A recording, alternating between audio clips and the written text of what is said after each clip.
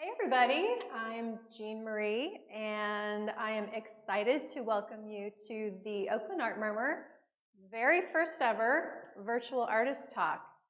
And to be honest with you, I am also really excited to have this opportunity to be able to put on pants and makeup and show up in public because I haven't done that for 3 weeks. So here we are and at Gearbox Gallery. And I also wanted to say a quick thank you to LFK Media and Gearbox Gallery for undertaking this grand experiment with us. And we're just going to have fun with it. So we will have the opportunity to answer your questions along the way. So if you do have any questions, just add them into the comments, and then we will be tracking those and answering them at some point during the conversation. So with that, I'm going to introduce TaVee Lee from Gearbox Gallery. She is one of the founding members as well as the exhibitions director. So thank you so much for being here. Thank you for having me on this very first talk. Yeah. Yes. So tell me, we'll just jump right into it. Sure. Tell me a little bit about you and your background. I grew up in the middle of the country, which we were talking about earlier, and so I ended up out here in California about 25 years ago, maybe more. I've been a practicing artist. I have an art degree, and I've been working with artist-run spaces like Gearbox for quite a long time. And here I'm the exhibitions director, which is really fun because I get to pair up the shows a lot and work with the team curating and installing the work. Yeah, it's such a cool model to have an artist-based space. Really important. It's really great because as artists, sometimes we want to do something, we really want to find out how it looks or works in a space. And other galleries, they might have a very traditional model, they're not open to it, or there's all different kinds of reasons, but we get the opportunity to do what we are interested in doing here. Very cool. So tell me a little bit about the medium that you like to work in and kind of how you work through that process. Sure. So I work with torn paper, and I primarily work with torn paper that comes from magazines, and it comes from any kind of magazine. So it could be Vanity Fair, Carmel magazine, woodworker magazines. It could also be political advertisements or grocery store advertisements that come in the mail. And sometimes I use wallpaper or wrapping paper, but essentially all the paper I use is something that the average person could come across in their life. So it's not handmade necessarily. If it is a special handmade paper, it is sold retail at some place like the Paper Source. But I basically look through for visual images that interest me. And I just go through and start tearing out images, and I have heaps of them everywhere. And they're in sort of cardboard trays, and they may be sorted a little or not. And then I have a wall in my studio where I start pinning the pieces up. And when I do that, the pieces start to talk to me. They sort of have a relationship that I see, and I try to bring that forward. So this is a finished piece, but before this piece was here, this center part existed on a wall separately from these. They were maybe pinned up or somewhere else. And as I look at the pieces, I start to just see how I'd like to bring them together. And eventually, if they can sort of hold their space together on my wall for a while, I go, oh, that's a piece. It somehow satisfies me, or it comes together in a way that I feel very satisfied with, like some kind of balance or color relationship, or I hate to say meaning because I'm not sure that there's a direct thought about that, but the piece sort of holds together over time and doesn't shift around anymore. How did you come to begin to use torn paper as your main vehicle for your storytelling? So I was a painter, and I was a painter for a long time, and some things happened in my life to make it more difficult to be a painter. And one thing I had always done is have torn paper in my notebooks, my painter's books, as I planned paintings. And so for a while, I just was sort of tearing paper and trying to make something like a greeting card by tearing up paper. And one day I said to myself, I like the paper I just tore up way more than the card. And I said, well, you can't just show that paper like that. It was a couple pieces put together. And then as soon as I say that thing to myself, you can't just do that, then this other voice comes up for me that says, oh, really? Why not? So I started going, oh, let me just try. And I just put the pieces sort of out on their own. And so then it evolved over time, because originally there would be just maybe a few pieces in a little piece. But I also love the idea of laddering, which is not so visible in this particular piece, but a lot of my work has sort of a laddered quality with the groups kind of stacking up. You know, I love something that you said, just a minute ago about how you listen to your self-commentary. Yes. And you address it. It's almost as if you challenge yourself back. And I think that's really important. And I think that's a wonderful way for you to push through, obviously, some of the things that perhaps could hold an artist back, or any of us, really. Yes. It was really interesting because I started to really, often when I do this work, I hear that voice that says, you can't just do that. You can't do that. And I'm like, really? So, and it, you can't use magazine pictures. Really? Why not? I want to. They mean something to me. To me, they actually have a huge story. And so I want to put that out there that way. I love that. And I think there's also something that I'm not sure that anybody out there can see, but these pieces have quite a bit of nuance to them that is not recognizable as easily when you're far away. But as you get closer in, you begin to see how there's backing color and some shapes that evolve. Can you talk a little bit about how maybe the process around that? Sure. So I was actually inspired by an artist in the Bay Area, Irene Pijuan, and she had a few years ago done some beautiful, magnificent, giant paper cutouts where she had put some color on the back, and you could see it if you spent some time looking at it. And I started putting my pieces together, and I didn't think a lot about color, but as I was working, sometimes the back of the page will have color, and I started noticing those cast shadows. And so I started to more intentionally play with that. And when I put a piece together like this, I very deliberately picked what does have a color cast. So in this center element where this person is sort of torn in half, really one part has color and the other one doesn't have color.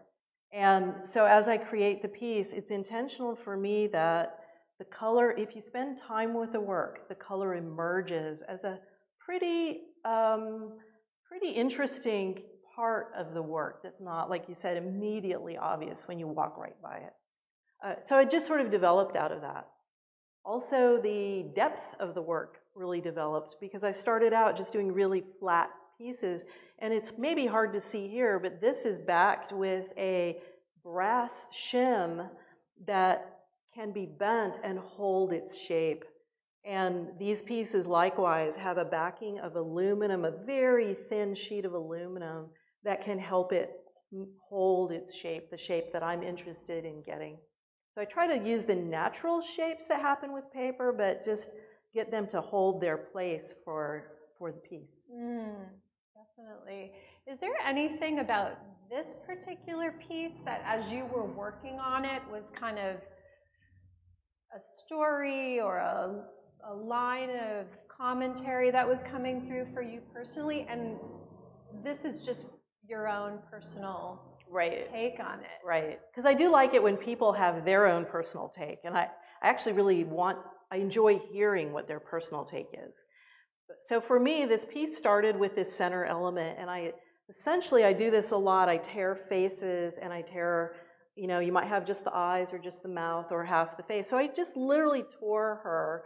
I'd actually torn a hole out here, and I was thinking, and it just looked so trite somehow, like this torn out. I didn't mean it being like heart torn out necessarily, but this hollow. And I just tore it in half, and I kind of was annoyed that I did that, and I sort of set the pieces off to the side. And this happens to me a lot as I work. As I sort of pinned them off to the side, and I happened to just do it kind of carelessly. And then after a few days, I noticed it more and more. And to me, this is actually really symbolic of a position I think a lot of maybe more women than men are in, but where you're a little torn in your spirit and your body about, in a lot of ways, how to address the basic issues of work, family, relationships, all those kinds of things. So it happened kind of accidentally. Like, I don't sit there and go, this will look great. I go, let me see. And I'm like, no. And then it's like, oh, maybe so. And it really started working for me when I would move half away and put it back and started skewing them off from each other. And then I really fell in love with this piece. And then I had this piece, and it was down here. And it would go here, and I'd take it away. I mean, I do that back and forth until, to me, it sort of holds a place for me, like I said. I love how you go from this organic process of just ripping things out of newspapers and magazines to this very thoughtful approach of placing these disparate pieces together to create a whole. I think that's amazing. It's really important to me. It's because to me, actually, I'm making something beautiful, and I don't know if everybody feels that or sees that, but when I look at these, I find them incredibly beautiful. So that amount of space or tilt or gap, all is really important to me as I make the piece. And somehow, to me, it attains this place of beauty and specificity that everything just sort of arrived there somehow, which is kind of mysterious, because really, how would these things arrive at this place? Yeah. I think that's a perfect jumping off point to talk about this show, and tell us a little bit about this show, which was not able to open because of the pandemic. But tell us all about this particular show, who your co-artist is. Yeah. Okay, sure. I was really excited to show with Tamara Avery, who does these magnificent large-scale oil paintings. And one thing we do here at Gearbox Gallery is we often have two-person featured shows. And there's been some great shows because the work will have a terrific conversation. So an old style gallery, you might see things, you know, they're intended to be looked at one at a time. That's true here, but also we're interested in that relationship and conversation with the work. And I wanted to show with Tamara Avery, Tammy. So I actually approached her and said, hey, I have this idea. What do you think about my work with yours? And you can see the work is really different. So I think it takes a little vision to see how that might work. And I'm not sure how it looks on camera, but I think in the space it's terrific together because somehow it really works to have the work in the space together. I loved that we have similar ideas about the imagery we use. And you may not, I'm sure you notice her piece, the figure has a mask on. So there is an obscuring of the face. And I tend to obscure faces a lot too because I tear them or use part of a face. So in that way, we're both using this a little bit of a visual idea about we're not quite whole, we have masks, we have to face the world, and maybe we're protecting ourselves, maybe we're vulnerable, maybe we're already broken. Some of those ideas. And then for us, the show is called In the Wake, which in a way, I kind of wish we had picked another title, because we picked In the Wake, like in the wake of all this plastic, in the wake of all the decisions we've made, in the wake of anything, and here we are in the wake of a pandemic. And in a way, I think both our work speaks to the tenuous nature of life, and we're both exploring how on the edge maybe we are as people.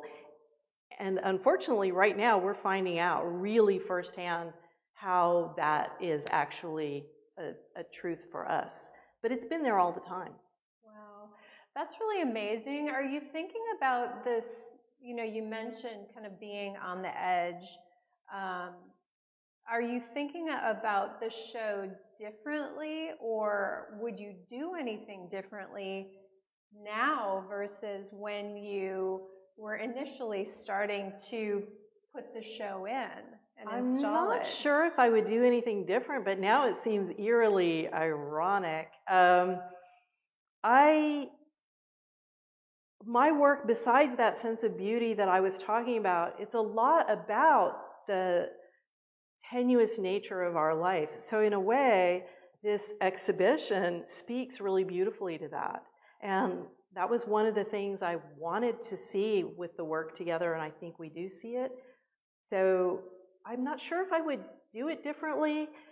It's a little scary to see the reality of it unfold in the wake of this show. So that's been a very interesting thing, but I don't know if I would do it differently.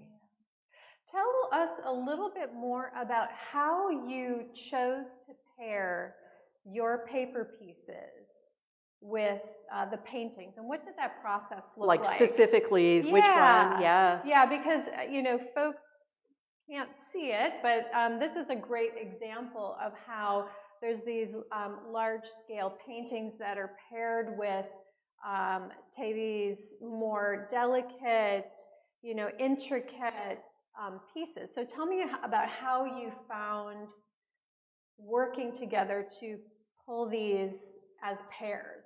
Sure. So I'm aware of Tammy's work, and I had seen images, not of every painting, but I had certainly seen images. So we were both working along, sort of fairly confident that our work would have a lot of relationships. There's some color relationships, which you can see here. There are some actual striking, I think, visual relationships when you come into the gallery. So what happened is we set up Tamara's work in the place where we thought it was best. And then I actually transport my pieces on foam core. And so we just set them around the gallery and we moved them to where we thought the relationship made the most sense. And I think it turned out really beautifully. Really beautiful. Yeah. If folks wanted to see this show, yes, how could they do that? Because it's a, you know, other than waiting until maybe May 1st? Maybe, if it's installed. I've really been torn because it's been a frustrating decision to put up images of the work not fully installed, because Tamara's work, the shelter-in-place order came down overnight before her work was fully installed on the wall. But some images are on gearboxgallery.com, and there are a couple of images on my website, TaVee.us. Right. So people can see a few of the things, and hopefully we'll still have a chance to open up so everybody can come in and take a look. Yeah. A couple more questions. We have one question from one of the viewers asking, Carolyn asks, is your studio in your home, and how has your relationship with your studio changed now that we are all sheltering at home? Oh, that is such a good question. So yes, I had a great studio at home, and in fact, I have a lot of spaces in my house that are part of my process. So I had quite a large family room area, that's my wall and my paper, and then I actually have spray and cutting stations for the backings, because that requires a different kind of environment, which is out in the garage, so I don't have all the spray chemicals necessarily in the house. And really what happened is, like a lot of people, I ended up inviting my parents to come stay in my house, and I literally scraped everything off the tables, took everything off the wall, because I had to set up an emergency bedroom downstairs in my studio as the best way to facilitate having my folks come in and stay. So that was a huge change. Yeah. And it's just been a few weeks, like not even 2 weeks. And so I have to find a new way to set up my studio. There is room, I just haven't found a way to set that up yet because a lot has changed. Do you think that the pandemic crisis is changing your process, or perhaps how you're thinking about your work? Tell us kind of where you're at right now. Yeah, that's really hard to say. I feel like this work is actually really intimately entwined with that sense of insecurity or fragility. I'd rather use the word fragility. And also a little bit, it's tougher than it looks. There's a tenacity to it that I think is important, that people don't necessarily realize. A few people who've bought my work and actually installed it have said, oh, these things are stronger than they look. And they're made to look like they can fall apart, but they really hold their place. So the relationship of the work to what's going on now seems really solid to me. The practicality of getting more magazines is interesting. I mean, people used to just drop them off at my house. So will they do that? I mean, I don't know what's going to happen there. And as a result of this, if people's lives move more wholly online, will there be a rapid decline in delivering beautiful, slick images on paper? I don't know what's going to happen with that. Yeah, time will tell. Time will tell. I'll have to figure that out. Yeah. So one thing that is on so many of our minds, all of us at Oakland Art Murmur, all of us in the visual arts community in Oakland, is how can the public support the visual arts during this time? You know, First Friday isn't happening. The galleries aren't open on Saturdays to come in and see the work.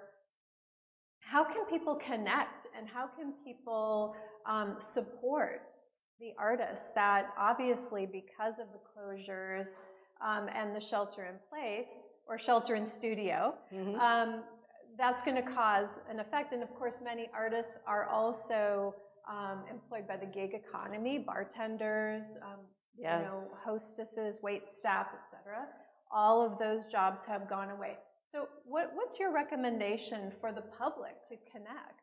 Well, if you can find your way to it, well, one thing is to check in with Oakland Art Murmur, which will continue to expose other galleries and artists and bring their work to the forefront.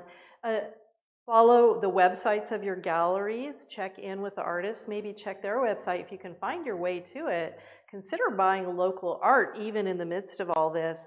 Sometimes we need something beautiful and uplifting to be with us in this time. The other thing is, let artists and everyone who is a gig economy worker know that you're thinking about them and caring about them, and support the programs that might help them.